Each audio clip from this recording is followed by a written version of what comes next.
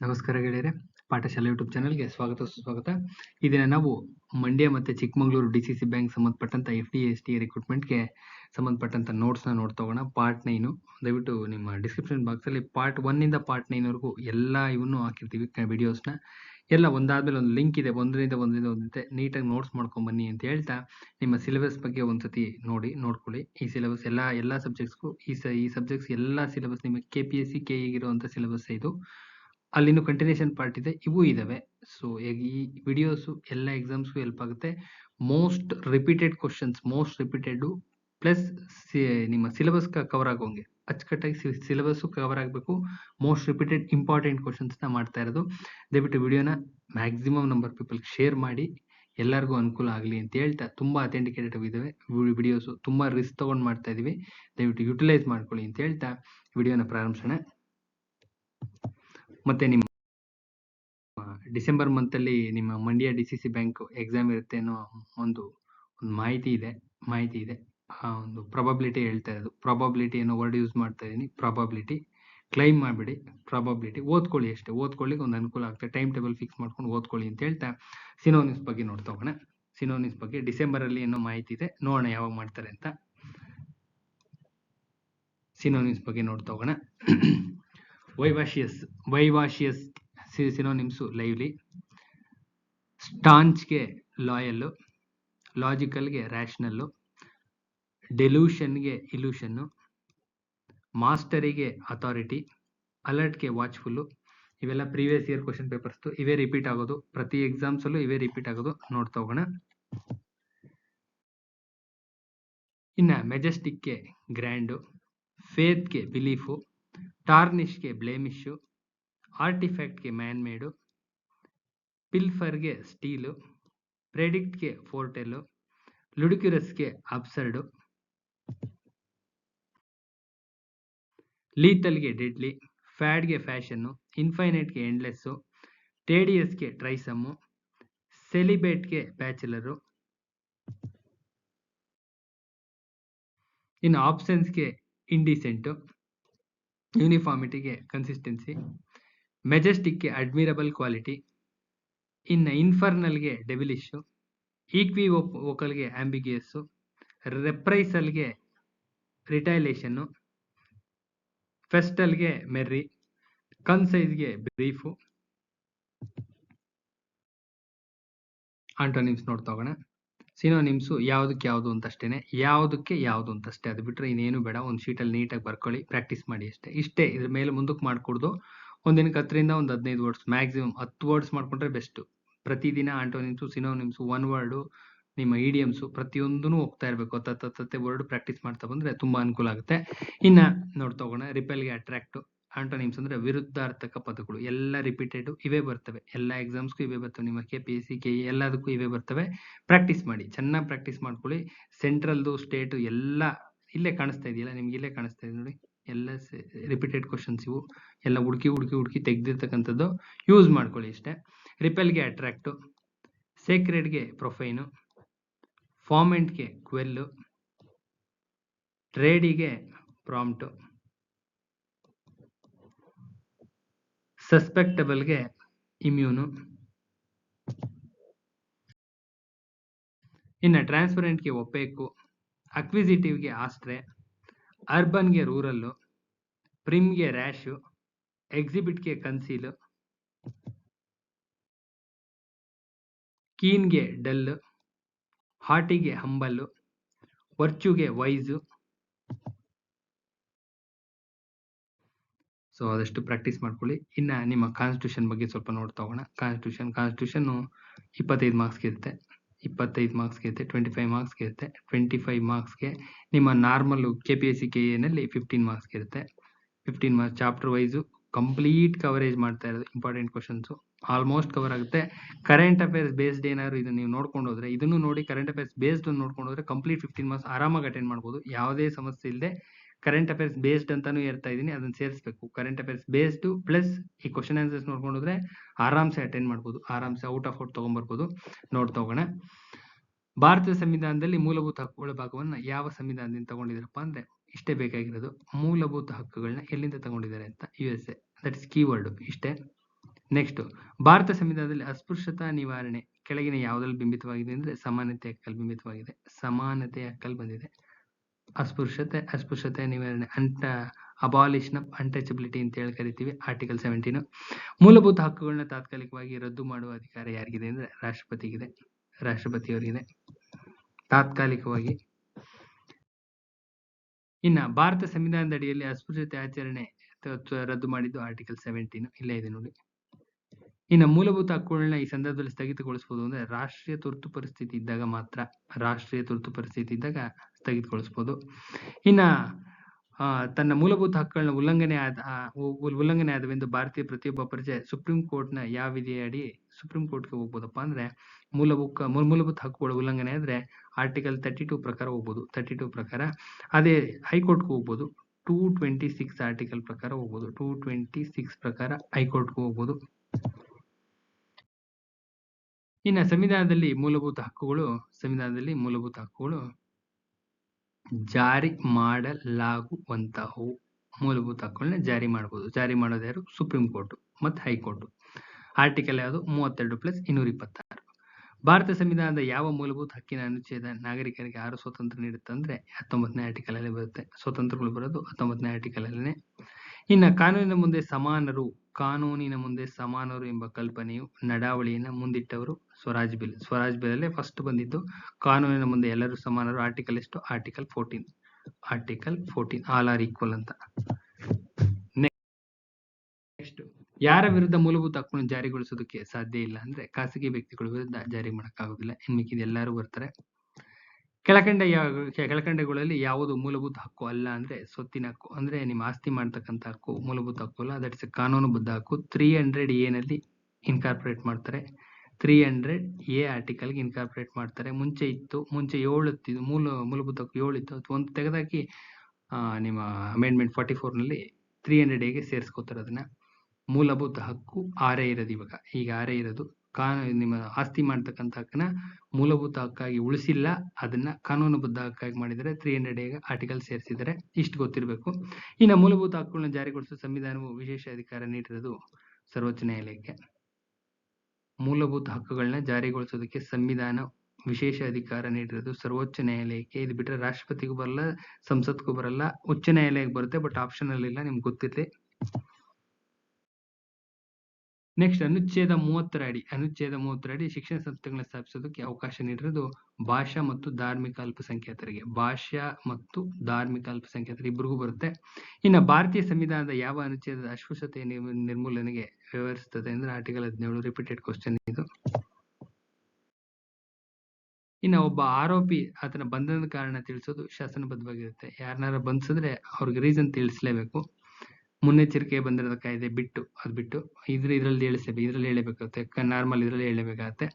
ಇನ್ನ ಕಾನೂನಿನ ಪ್ರಕಾರ ರಾಜ್ಯವು ನಿರ್ಣಯಿಸಿದ ರೀತಿಯಲ್ಲಿ ರಾಜ್ಯವು 6 ರಿಂದ 14 ವರ್ಷ ವಯಸ್ಸಿನ 6 ಇಂದ 6 ರಿಂದ 14 ವರ್ಷ ವಯಸ್ಸಿನವರೆಗಿನ ಎಲ್ಲಾ ಮಕ್ಕಳಿಗೂ ಉಚಿತವಾಗಿ ಕಡ್ಡಾಯ ಶಿಕ್ಷಣವನ್ನ ಒದಗಿಸತಕ್ಕದ್ದು. ಇದು ಭಾರತ ಸಂವಿಧಾನಕ್ಕೆ ಸೇರ್ಪಡೆ ಮಾಡಲಾದ ಹೊಸ ಅನುಚ್ಛೇದ. ಕೆಳಗಿನ ಯಾವುದಕ್ಕೆ ಸಂಬಂಧಿಸಿದೆ ಅಂದ್ರೆ ಮೂಲಭೂತ ಹಕ್ಕುಗಳು. ಮೂಲಭೂತ ಹಕ್ಕಿಗೆ ಸಂಬಂಧಿಸಿದಂಥದ್ದು ಇದು. ಶಿಕ್ಷಣಕ್ಕೆ ಸಂಬಂಧಪಟ್ಟಿದ್ದು 6 ರಿಂದ 14 ವರ್ಷದವರೆಗೂ ಎಲ್ಲಾ ಮಕ್ಕಳಿಗೂ ಉಚಿತ ಮತ್ತು ಕಡ್ಡಾಯವಾಗಿ ಒದಗಿಸಲೇಬೇಕು. ಗೌರ್ಮೆಂಟ್ ಜವಾಬ್ದಾರಿ ಅಂತ ಹೇಳುತ್ತೆ. ಗೌರ್ಮೆಂಟ್ಗೂ ರೆಸ್ಪಾನ್ಸಿಬಿಲಿಟಿ ಇರುತ್ತೆ, ಪೋಷಕರಿಗೂ ಇರುತ್ತೆ, ಇಬ್ಬರಿಗೂ ಇರುತ್ತೆ. ಸೊ RTE ಬಂತಲ್ಲ, RTE ಇದರಲ್ಲೇ ಮಾಡ್ಕೊಂಡಿದ್ದವರು. ಇದೇ ಕಾನ್ಸೆಪ್ಟ್ ಬೇಸ್ಡೇ ಮಾಡಿದ್ದು. ನೆಕ್ಸ್ಟ್, ಕೆಳಗಿನ ಯಾವ ಹಕ್ಕುಗಳನ್ನ ಅಂಬೇಡ್ಕರ್ ಅವರು ಭಾರತ ಸಂವಿಧಾನ ಮತ್ತು ಆತ್ಮ ಅಂತ ಹೇಳಿ ಕರೆದಿದ್ದಾರಪ್ಪ ಅಂದ್ರೆ ಆರ್ಟಿಕಲ್ 32 ಸಂವಿಧಾನಾತ್ಮಕ ಪರಿಹಾರಗಳ ಹಕ್ಕು. ನಿಮ್ಮ ಹೆಬಿಯಸ್ ಕಾರ್ಪಸ್, ಮ್ಯಾಂಡಮಸ್, ಕೋವಾರೆಂಟ್, ಸರ್ಶಿಯೋರರಿ ಇವೆಲ್ಲ ಬರ್ತಾವಲ್ಲ ಅದು. ಇನ್ನ ಭಾರತ ಸಂವಿಧಾನದ ಅನುಚ್ಛೇದ 19 6 ಬಗೆಯ ಸ್ವಾತಂತ್ರ್ಯಗಳನ್ನ ನೀಡ್ತೇವೆ. ಅವುಗಳಲ್ಲಿ ಕೆಳಗಿನವುಗಳು ಯಾವ್ದು ಇಲ್ಲಪ್ಪ ಅಂದ್ರೆ ಇದರಲ್ಲಿ ನಿಮ್ಮ ರಾಜ್ಯದಲ್ಲಿ ಮಾತ್ರ ಯಾವುದೇ ಭಾಗದಲ್ಲಿ ವಾಸ ಮಾಡುತ್ತಿರುವ ಮತ್ತು ನೆಲೆಸುವ ಸ್ವಾತಂತ್ರ್ಯ ಇದು ಬರೋದಿಲ್ಲ. ಇನ್ನು ವಾಕ್ ಸ್ವಾತಂತ್ರ್ಯ ಬರುತ್ತೆ, ಶಾಂತಿ ಸಭೆ ಸೇರೋದು, ಸಂಸ್ಥೆಗಳ ಸಂಘಟಿಸುವ 3 ಬರ್ತವೆ. ಇದು ಕೊನೆಯದು ಬರೋದಿಲ್ಲ. ಇನ್ನ ದುರ್ಗಾಸ್ತಮನ ಕನ್ನಡ ಅಥವಾ ಜಿಕೆಗೂ ಬರುತ್ತೆ, ಕನ್ನಡಕ್ಕೂ ಬರುತ್ತೆ ಇದು ಜಿಕೆ. ನೀವು ಹೆಂಗ್ ಬೇಕಾದ್ರೂ ತಗೋಬಹುದು. ಒಟ್ಟಿನಲ್ಲಿ ಮುಗಿಸ್ಕೊಡ್ರಿ. ಕ್ವಶನ್ ಅಂತೂ ಡೆಫಿನೆಟ್ ಆಗಿರುತ್ತೆ. 100% ಕ್ವಶನ್ ಅಂತೂ ಇದ್ಮೇಲೆ ಬಂದೇ ಬರುತ್ತೆ. ಕೃತಿಗಳ ಮೇಲೆ ದುರ್ಗಾಸ್ತಮನ ಯಾರು ಬರ್ತಿರೋದಪ್ಪ ಅಂದ್ರೆ ತಾರಾಸು. ಇಷ್ಟೇ ಬೇಕಾಗಿರೋದು. ಇನ್ನ ಕರುಣಾಳು ಬಾ ಬೆಳಕೆ ತುಂಬಾ ಚೆನ್ನಾಗಿರುತ್ತೆ ಇದು. ದಯವಿಟ್ಟು ನೀವು ಯೂಟ್ಯೂಬ್ ಅಲ್ಲಿ ಬರುತ್ತೆ, ಕೇಳಿ. ಕರುಣಾಳು ಬಾ ಬೆಳಕೆ ಅಂತ ಗುರುನಾಥ್ ಕರ್ಜಗಿಯರ್ದು ಮೋಟಿವೇಶನಲ್ ಸ್ಪೀಚ್. ದಯವಿಟ್ಟು ಕೇಳಿ ಇದನ್ನ ಕೋಟ್ ಮಾಡಿ ಇಟ್ಕೊಂಡು ಕೇಳಿ. ಎಲ್ಲರೂ ಕೇಳಿ, ಅವರು ಇವರು ಅಂತಲ್ಲ, ಎಷ್ಟು ಜನ ಯೂಟ್ಯೂಬ್ ಚಾನಲ್ ನೋಡ್ತಾ ಇದ್ರೆ ದಯವಿಟ್ಟು ಪ್ರತಿದಿನ ಕೇಳಿ.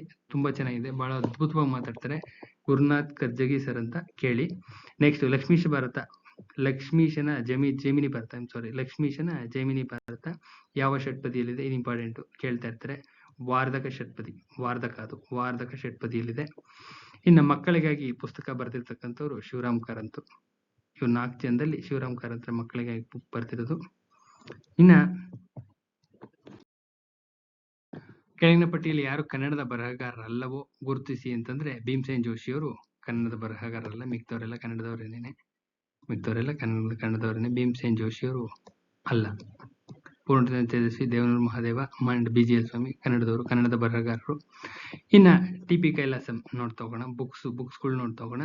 TP ಕೈಲಾಸಂ ಇದು TP ಕೈಲಾಸಂ, ಯಮನ ಸೋಲು, ಶ್ರೀರಂಗ ಹುತ್ತದಲ್ಲಿ ಹಾವು, ಗಿರೀಶ್ ಕಾರ್ನಾಡ್, ಹಯವದನ, ಚಂದ್ರಶೇಖರ್ ಕಂಬಾರ್, ಜೋಕುಮಾರ್ ಸ್ವಾಮಿ. ಇಂಪಾರ್ಟೆಂಟ್, ಇದು ತೀರಾ ಇಂಪಾರ್ಟೆಂಟ್.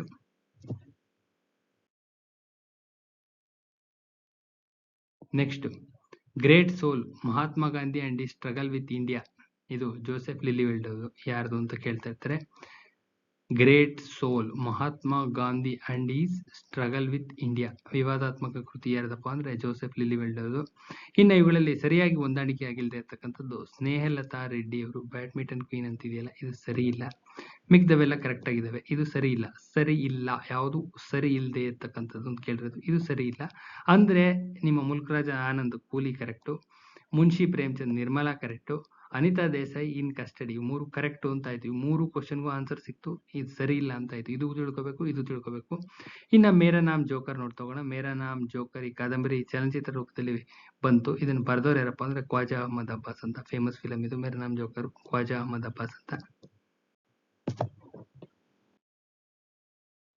ನೆಕ್ಸ್ಟ್ ಪುಸ್ತಕಗಳು ಮತ್ತು ಲೇಖಕಗಳನ್ನ ಹೊಂದಿಸಿ ಬರೆಯೋದು. Arundhati Roy, God of small things. Next Aravind Adiga, tiger ಅಂತ ಜ್ಞಾಪಕ ಇಟ್ಕೊಳ್ರಿ. ಇದು ವೈಟ್ ಟೈಗರ್, 2008 ಅಂತ ಅನ್ಸುತ್ತೆ, ಮೋಸ್ಟ್ಲಿ 2008 ಜ್ಞಾಪಕ ಇದೆ ಇನ್ನ ನನಗೆ. ನಿಮ್ಮ Ruskin bond the blue umbrella.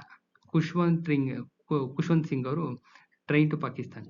ಇದು ಇಂಪಾರ್ಟೆಂಟ್, ತುಂಬಾ ಇಂಪಾರ್ಟೆಂಟ್, ಕೇಳ್ತಾ ಇರ್ತಾರೆ. ಇನ್ನ never to be forgotten empire, Suryanarayana Rao ಅವ್ರದ್ದು. Never to be forgotten empire ಯಾರ್ದಪ್ಪ ಅಂದ್ರೆ ಸೂರ್ಯನಾರಾಯಣ ರಾವ್ ಅವ್ರದ್ದು. ಇನ್ನ ಗ್ರೀನ್ ಬುಕ್ ಏನಕ್ಕೆ ಯೂಸ್ ಮಾಡ್ತಾರಪ್ಪ ಅಂದ್ರೆ ಕರ್ನಲ್ ಗಡಾಫಿಯವರ ರಾಜಕೀಯ ಗ್ರಂಥ. ಇದೊಂದು ಕರ್ನಲ್ ಗಡಾಫಿಯವರ ರಾಜಕೀಯ ಗ್ರಂಥ, ಇಂಪಾರ್ಟೆಂಟ್ ಇದು. ಇನ್ನ ಲೇಖಕಿ ತಸ್ಲಿಮಾ ನಸ್ರೀನ್, ಬಾಂಗ್ಲಾದೇಶದವರು. ವಿವಾದಾತ್ಮಕ ಕೃತಿಗಳು ಬರೀತಾ ಇರ್ತಾರಲ್ಲ, ಇವ್ರ ಹೆಸರು ಯಾವಾಗಲೂ ಇರುತ್ತೆ. ಇನ್ನ ನೆಕ್ಸ್ಟ್ ನೋಡ್ತಾ ಹೋಗೋಣ. ಇವುಗಳಲ್ಲಿ ಹೊಂದಾಣಿಕೆ ಇಲ್ಲದೆ ಇರ್ತಕ್ಕಂಥದ್ದು ಯಾವುದು ಅಂತ. ಹೊಂದಾಣಿಕೆ ಇಲ್ಲದೆ ಇರ್ತಕ್ಕಂಥದ್ದು ದಿ ಗೈಡ್, ಮುಲ್ಕರಾಜ್ ಆನಂದ್ ಅವ್ರದ್ದು ಅಲ್ಲ. ಹೊಂದಾಣಿಕೆ ಇಲ್ಲದೆ ಇರ್ತಕ್ಕಂಥದ್ದು ಇದೇನೇನೆ. ಅಂದ್ರೆ ಇನ್ನು ಮುಖ್ಯದವೆಲ್ಲ ಹೊಂದಾಣಿಕೆ ಇರ್ತಕ್ಕಂಥವು ಅಂತ. Ananda Math, Bankim Chandra Chatterjee, important. Discovery of India, Jawaharlal Nehru, important. The sword of Tipu Sultan, Gidwani, important. Tipu Sultan ಖಡ್ಗ ಅಂತ ಗಿದ್ವಾನಿ ಅವ್ರದ್ದು, ಇಂಪಾರ್ಟೆಂಟು. ಇನ್ನ ನಿಮ್ಮ ಪುಟ್ಟಪ್ಪ ಮಲೆಗಳಲ್ಲಿ ಮದುಮಗಳು. ಶಿವರಾಮ್ ಕಾರಂತ್ ಚೋಮನದುಡಿ. ನಿಮ್ಮ ಅನಂತಮೂರ್ತಿಯವರು ಸಂಸ್ಕಾರ. ಇನ್ನ ಭೈರಪ್ಪ ಅವ್ರದ್ದು ಪರ್ವ. ಮುಗೀತು. ನೆಕ್ಸ್ಟ್ ಇವುಗಳಲ್ಲಿ ಸರಿಯಾದ ಜೋಡಿ ಯಾವುದು ಅಂತ ಕೇಳಿದರೆ ಸರಿಯಾಗಿರ್ತಕ್ಕಂಥದ್ದು Salman Rushdie, Shalimar the clown, important ಇದು. ಇನ್ ಮಿಕ್ಕಿದ ಯಾವುದು ಸರಿ ಇಲ್ಲ. ಸರಿ ಇಲ್ಲದೆ ಇರೋ ಬೇಡ, ಕರೆಕ್ಟ್ ಆಗಿದ್ರೆ ಮಾತ್ರ ತಿಳ್ಕೊಬೇಕಾಗ್ತದೆ. ಸರಿಯಾದ ಜೋಡಣೆ Salman Rushdie, Shalimar the clown, important ಇದು. ಇನ್ನ ಇವುಗಳಲ್ಲಿ ಭೈರಪ್ಪನವರು ರಚಿಸದೇ ಇರ್ತಕ್ಕಂಥ ಕೃತಿ, ಭೈರಪ್ಪನವರು ರಚಿಸದ ಕೃತಿ ಅಲ್ಲ ಅಂದ್ರೆ ಸರ್ಸಮ್ಮನ್ ಸಮಾಧಿ ಇವ್ರದಲ್ಲ. ರಚಿಸದ ಕೃತಿಯಲ್ಲ ಅಂತ ಕೇಳಿದರೆ ಭೈರಪ್ಪನವರು ರಚಿಸದ ಕೃತಿಯಲ್ಲ ಅಂತ. ಅಂದ್ರೆ ಬಿತ್ತಿ, ನಾಯಿ ನೆರಳು, ನಾನೇಕೆ ಬರೀತೇನೆ, ಇವೆಲ್ಲ ಇವ್ರದೇನೆ. ಸರ್ಸಮ್ಮನ್ ಸಮಾಧಿ ಇವ್ರದಲ್ಲ. ನೆಕ್ಸ್ಟ್ ನೋಡ್ತಾ ಹೋಗೋಣ. ಹೇಗೆ discovery of India, Jawaharlal Nehru, simple ಆಗಿದೆ ಇದು. ಇನ್ನ ಗಾಂಧೀಜಿ, ಹಿಂದ್ ಸ್ವರಾಜು. ಅಂಬೇಡ್ಕರ್ ಅವ್ರದ್ದು ಅನಿಲೇಷನ್ ಆಫ್ ಕ್ವೆಸ್ಟ್. ಇನ್ನ EMS the Mahatma and ism. Next cooperative ಸ್ವಲ್ಪ ನೋಡ್ತಗೋಣ. Cooperative videos important. ನಿಮ್ಮ ಕೋಆಪರೇಟಿವ್ ನಿಮ್ಮ ಮಂಡ್ಯ DCCಗೆ ಪ್ಲಸ್ ನಿಮ್ಮ ಚಿಕ್ಕಮಗಳೂರು DCCಗೆ 50 ಮಾರ್ಕ್ಸ್ ಇರುತ್ತೆ, 50 ಮಾರ್ಕ್ಸ್ ಇರುತ್ತೆ. ಬೇರೆ ಎಲ್ಲ ಎಕ್ಸಾಮ್ಸ್ಗೂ 5 ಮಾರ್ಕ್ಸ್ ಇರುತ್ತೆ compulsory. Group C 5 marks, group C FTST ಯಾವುದೇ ಕಾಲಾದ್ರೂ 5 ಮಾರ್ಕ್ಸ್ ಇರುತ್ತೆ. 5 ಮಾರ್ಕ್ಸ್ಗೆ ಮಂಡ್ಯಗೆ ಅಂಡ್ ಚಿಕ್ಕಮಗಳೂರಿಗೆ 50 ಮಾರ್ಕ್ಸ್ ಇರುತ್ತೆ. ಇವೇ ಬರ್ತವೆ, ಯಾವುದೇ ಅನುಮಾನ ಬೇಡ. ಲೈನ್ ಟು ಲೈನ್ ತೆಗೆದಿದ್ದಾರೆ, ಇಂಪಾರ್ಟೆಂಟ್ ಇದು ನೋಡ್ತಗೋಣ. ಸಹಕಾರಿ ತತ್ವಗಳು 121ನೇ ಕ್ವಶನ್. ಸಹಕಾರದ ತತ್ವಗಳು. ಸಹಕಾರ ಸಂಘಗಳು ಅನುಸರಿಸಬೇಕಾದಂತಹ ಮಾರ್ಗದರ್ಶಕ ಸೂತ್ರಗಳನ್ನ ಸಹಕಾರ ತತ್ವಗಳು ಅಂತೇಳಿ ಕರೀತಾರೆ. ಸ್ವಯಂ ಪ್ರೇರಿತ ಮತ್ತು ಮುಕ್ತ ಸದಸ್ಯತ್ವ ಅಂದ್ರೆ ಏನಪ್ಪಾ ಅಂದ್ರೆ ಸಹಕಾರಿ ತತ್ವ. ಪರಸ್ಪರ ಸಹಾಯದಿಂದ ಸ್ವಸಹಾಯ ಎಂಬತಕ್ಕಂಥದ್ದು ಏನಪ್ಪಾ ಅಂದ್ರೆ ಸಹಕಾರದ ಮೌಲ್ಯ. 3ರಲ್ಲಿ 1 ಬರೋ ಚಾನ್ಸಸ್ ತುಂಬಾ ಜಾಸ್ತಿ ಇದೆ. 3ರಲ್ಲಿ ಈ ತರ ಟಿಪಿಕಲ್ ಆಗಿರೋ ಕ್ವಶನ್ ಅಲ್ಲಿ ಒಂದು ಕ್ವಶನ್ ತೆಗೆದಿರ್ತಾರೆ. ಈ ತರದ ಯಾವುದೇ ಬಂದ್ರೂ ಹುಷಾರಾಗಿ ಹ್ಯಾಂಡಲ್ ಮಾಡ್ರಿ. ಸ್ವಲ್ಪ ಜ್ಞಾಪಕ ಇಟ್ಕೊಂಡು ಹೋಗ್ರಿ ಅಷ್ಟೇ, ಯಾವ್ದಕ್ಕೆ ಯಾವ್ದು ಅಂತ. ನೆಕ್ಸ್ಟ್ ಸಹಕಾರ ಬಾವುಟ ರಚನೆ ಮಾಡಿದವರು ಯಾರಪ್ಪ ಅಂದ್ರೆ ಚಾರ್ಲ್ಸ್ ಗೈಡ್ ಅಂತ. ಸಹಕಾರ ಬಾವುಟದಲ್ಲಿ ಎಷ್ಟು ಬಣ್ಣ ಇದಾವೆ ಅಂದ್ರೆ 7 ಬಣ್ಣ ಇದಾವೆ. ಇನ್ನು ನವೆಂಬರ್ 14ರಂದು ಯಾರ ಹುಟ್ಟಿದ ದಿನದಂದು ಸಹಕಾರ ಸಪ್ತಾಹ ಪ್ರಾರಂಭ ಆಗುತ್ತಪ್ಪ ಅಂದ್ರೆ ಪಂಡಿತ್ ಜವಾಹರ್ಲಾಲ್ ನೆಹರು ಅವರ ಹುಟ್ಟುಹಬ್ಬ ದಿನ. ಇನ್ನು ಸಹಕಾರ ಸಪ್ತಾಹವನ್ನು ಯಾವಾಗ ಆಚರಿಸ್ತಾರಪ್ಪ ಅಂದ್ರೆ ನವೆಂಬರ್ 14ರಿಂದ ನವೆಂಬರ್ 20ನೇ ತಾರೀಕು ಒಳಗಡೆ. ಇನ್ನು ಸಹಕಾರ ಸಪ್ತಾಹವನ್ನು ಎಷ್ಟು ವರ್ಷಕ್ಕೊಂದ್ಸತಿ ಆಚರಿಸ್ತಾರಪ್ಪ ಅಂದ್ರೆ ಪ್ರತಿ ವರ್ಷ ಆಚರಣೆ ಮಾಡ್ತಾರೆ, ಪ್ರತಿ ವರ್ಷ ಇರುತ್ತೆ. ಇನ್ನು ಆರ್ಥಿಕ ಸ್ವಾತಂತ್ರ್ಯಕ್ಕೆ ಸಹಕಾರವೇ ಹೆಬ್ಬಾಗಿಲು ಅಂತ ಹೇಳಿದವರು ಮಹಾತ್ಮ ಗಾಂಧಿಯವರು. ಇನ್ನು ರಾಷ್ಟ್ರದ ಅಭಿವೃದ್ಧಿಗಾಗಿ 1 ಗ್ರಾಮಕ್ಕೆ 1 ಶಾಲೆ, 1 ಪಂಚಾಯಿತಿ, 1 ಸಹಕಾರ ಸಂಘದ ಅಗತ್ಯ ಇದೆ ಅಂತ ಹೇಳಿದವರು ಪಂಡಿತ್ ಜವಾಹರ್ಲಾಲ್ ನೆಹರು. ಇವೆರಡು ಇಂಪಾರ್ಟೆಂಟ್, ಎರಡು ಇಂಪಾರ್ಟೆಂಟ್ ಕೇಳಿದ್ದಾರೆ. ಇನ್ನ ಸಾಮಾನ್ಯ ಬ್ಯಾಂಕಿಂಗ್ ಸ್ವಲ್ಪ ನೋಡ್ತಾ ಹೋಗೋಣ. Banking important. ಸಾಮಾನ್ಯ ಬ್ಯಾಂಕಿಂಗ್ ಇರುತ್ತೆ, ಕ್ವಶನ್ಸ್ ಬರ್ತವೆ ಮುಂಚಿತವಾಗಿ ಹೇಳಿದೀನಿ. ಇಂಪಾರ್ಟೆಂಟ್ ಕ್ವಶನ್ಸ್ ಅಷ್ಟೇ ಇದಾವೆ, ಫೋಕಸ್ ಮಾಡಿ. ಪ್ರಾಮಿಸರಿ ನೋಟ್ ಅಂತ ಹೇಳ್ತೀವಿ. ಪ್ರಾಮಿಸರಿ ನೋಟ್ಗೆ ಇಬ್ರು ಕಕ್ಷಿದಾರರು ಇರ್ತಾರೆ, ಅಂದ್ರೆ ಇಬ್ರು ಕಕ್ಷಿಗಳಿರ್ತಾರೆ, ಅಂದ್ರೆ ಸಿಗ್ನೇಚರ್ಸ್ ಇರ್ತಾರೆ. ಇಬ್ರು ಕಕ್ಷಿಗಳಿರ್ತಾರೆ. ವಿನಿಮಯ ಹುಂಡಿಗೆ 3 ಜನ ಕಕ್ಷಿಗಳಿರ್ತಾರೆ. 2, 3 ಇದರಲ್ಲಿ 2 ಇರ್ತಾರೆ, ಇದರಲ್ಲಿ 3 ಜನ ಇರ್ತಾರೆ. ಇನ್ನ ಪ್ರಾಮಿಸರಿ ನೋಟ್ ಒಂದು ಏನಪ್ಪಾ ಅಂದ್ರೆ ಪ್ಲಸ್ ಚೆಕ್ ಒಂದು ಏನಪ್ಪಾ ಅಂದ್ರೆ ಪ್ರಾಮಿಸರಿ ನೋಟು ನಿಬಂಧನೆಗಳಿಲ್ಲದ ವಚನ ಒಂದು, ಚೆಕ್ಕು ನಿಬಂಧನೆಗಳಿಲ್ಲದ ಆದೇಶ. ಚೆಕ್ ಅನ್ನು ಬರೆದು ಸಹಿ ಮಾಡುವವರನ್ನ ಚೆಕ್ಕಿನ ರಚಕ ಅಂತೇಳಿ ಕರೀತಾರೆ, ಡ್ರಾಯರ್ ಅಂತ. ಪರಾಕ್ರಮ್ಯ ಸಂಲೇಖನ ಅಧಿನಿಯಮದ ಸೆಕ್ಷನ್ 18ರಂತೆ ಸೆಕ್ಷನ್ 18 ಏನು ಅಂತ ಗೊತ್ತಿರ್ಬೇಕಷ್ಟೇ. ಸೆಕ್ಷನ್ 18 ಏನು ಕೇಳ್ತಾ ಇರ್ತಾರೆ, ಇಂಪಾರ್ಟೆಂಟು. ಅಕ್ಷರಗಳಲ್ಲಿ ಸೂಚಿಸಿದಂತ ಮೊಬಲಗನ್ನು ಪಾವತಿ ಮಾಡಬೇಕಾಗುತ್ತೆ. ಚೆಕ್ ಮೇಲೆ ಅಕ್ಷರದಲ್ಲಿ ಬರೆದಿರ್ತಾರೆ 12,000 ಅಂತ, ಅದನ್ನ ಪಾವತಿ ಮಾಡಬೇಕಾಗುತ್ತೆ ಅಂತ ಅಷ್ಟೇ, ಇನ್ನೇನಿಲ್ಲ. ಇನ್ನು ವಿನಿಮಯ ಹುಂಡಿಯೊಂದು ಪಕ್ವವಾಗುವ ದಿನಾಂಕವು ಸಾರ್ವಜನಿಕ ರಜಾ ದಿನ ಹಾಕಿದ್ರೆ ಏನ್ ಮಾಡ್ಬೇಕು, ಇದೆಲ್ಲ ಪ್ರಾಕ್ಟಿಕಲ್ ಅಪ್ಲಿಕೇಶನ್. ಮುಂದಿನ ವ್ಯವಹಾರದಿಂದ ಪಾವತಿ ಮಾಡ್ಬೇಕು, ಮಾರನೇ ದಿನ ಪಾವತಿ ಮಾಡ್ಬೇಕಷ್ಟೇ, ಇನ್ನೇನಿಲ್ಲ, ಗೊತ್ತಿರ್ಬೇಕು, ಇಂಪಾರ್ಟೆಂಟ್ ಇವೆಲ್ಲ. ನೆಕ್ಸ್ಟ್ ಚೆಕ್ಕಿನ ರೇಖಣ ಅಂದ್ರೆ ಏನಪ್ಪಾ ಅಂದ್ರೆ ಚೆಕ್ಕಿನ ಮೇಲೆ 2 ಸಮಾನಾಂತರ ರೇಖೆಗಳನ್ನ ಎಳಿಬೇಕು. ಚೆಕ್ಕಿನ ಮೇಲೆ ಈ ರೀತಿ ಕ್ರಾಸ್ ಮಾಡ್ತೀವಲ್ಲ, ಅದು 2 ಚೆಕ್ಕಿನ ರೇಖಣ ಅಂತ ಇದೇನೆ. ಇನ್ನ ಪರಾಕ್ರಮ್ಯವಲ್ಲದ ರೇಖಣದ ಪರಿಣಾಮವಾಗಿ ಸಂಲೇಖನವನ್ನು ವರ್ಗಾಯಿಸಬಹುದು, ಆದ್ರೆ ವರ್ಗಾಯಿತರಿಗೆ ಮಾಡಿದವರಿಗಿಂತ ಹೆಚ್ಚಿನ ಹಕ್ಕು ಸಿಗೋದಿಲ್ಲ. ಯಾವುದೇ ಕಾರಣಕ್ಕೂ ವರ್ಗಾವಣೆ ಮಾಡಿದವ್ರಿಗೆ ಹೆಚ್ಚಿನ ಹಕ್ಕಿರುತ್ತೆ, ಮಾಡಿಸ್ಕೊಂಡವ್ರಿಗೆ ಅಷ್ಟಕ್ಕೂ ಸಿಗೋದಿಲ್ಲ ಅಂತ. ಇನ್ನು ರೇಖಣದಲ್ಲಿ ಪ್ರಾಪ್ತಿಕರ್ತರಿಗೆ ಮಾತ್ರ ಎಂಬುದು ಇವರಿಗೆ ಸೂಚನೆ ಅಂದ್ರೆ ಚೆಕ್ಕಿನ ವಸೂಲಿ ಮಾಡುವ ಬ್ಯಾಂಕಿಗೆ, ಮಾಡ್ತಕ್ಕಂಥ ಬ್ಯಾಂಕಿಗೆ ಸೂಚನೆ ಆಗಿರುತ್ತೆ. ಇನ್ನ ನೆಕ್ಸ್ಟ್ ನೋಡೋಣ, ಇಲ್ಲಿಗೆ ಸಾಕು. ನೆಕ್ಸ್ಟ್ ಇದ್ರದ್ದೇ ಕಂಟಿನ್ಯೂಷನ್ ಪಾರ್ಟ್ ನೋಡ್ತಗೋಣ. 10ನೇ ಪಾರ್ಟ್ 10 ತುಂಬಾ ಅಥೆಂಟಿಕೇಟೆಡ್ ಆಗಿದೆ, ಅದ್ಭುತವಾಗಿದೆ ನೋಟ್ಸು. ಯೂಟಿಲೈಸ್ ಮಾಡ್ಕೊಳ್ಳಿ, ಮ್ಯಾಕ್ಸಿಮಮ್ ನಮ್ಮ ಪೀಪಲ್ ಶೇರ್ ಮಾಡಿ ಅಂತ ಹೇಳ್ತಾ ಈ ವಿಡಿಯೋನ ಎಂಡ್ ಮಾಡ್ತಾ ಇದೀನಿ. ಯಾರೆಲ್ಲ ಸಬ್ಸ್ಕ್ರೈಬ್ ಆಗಿಲ್ಲ ಇಮಿಡಿಯೇಟ್ಲಿ ಸಬ್ಸ್ಕ್ರೈಬ್ ಆಗಿ ಅಂತ ಹೇಳ್ತಾ ವಿಡಿಯೋನ ಸ್ಟಾಪ್ ಮಾಡ್ತಾ ಇದ್ದೀನಿ. ವಿಡಿಯೋ ತುಂಬಾ ಲೆಂತಿ ಆಯ್ತು ಅನ್ಸುತ್ತೆ, ದಯವಿಟ್ಟು ಎಲ್ಲರೂ ನೋಡಿ, ಎಂಡಿಂಗ್ ವರ್ಗು ನೋಡಿ, ನೋಟ್ಸ್ ಮಾಡಿ ಇಟ್ಕೊಳ್ಳಿ ಅಂತ ಹೇಳ್ತಾ, ಶಾರ್ಟ್ಲಿ ಎಕ್ಸಾಮ್ಸ್ ಇರ್ತವೆ, ಚೆನ್ನಾಗಿ ಅಟೆಂಡ್ ಮಾಡ್ಕೊಳ್ಳಿ. PDO ಯಾರ್ಯಾರು ಬರ್ತಾರೆ ಎಲ್ಲರೂ ಒಳ್ಳೇದಾಗ್ಲಿ ಅಂತ ಹೇಳ್ತಾ ಈ ವಿಡಿಯೋನ ನಿಲ್ಲಿಸ್ತಾ ಇದ್ದೀನಿ. ಮತ್ತೆ ನಾಳೆ ಭೇಟಿ ಆಗ್ತೀನಿ. ನಮಸ್ಕಾರ.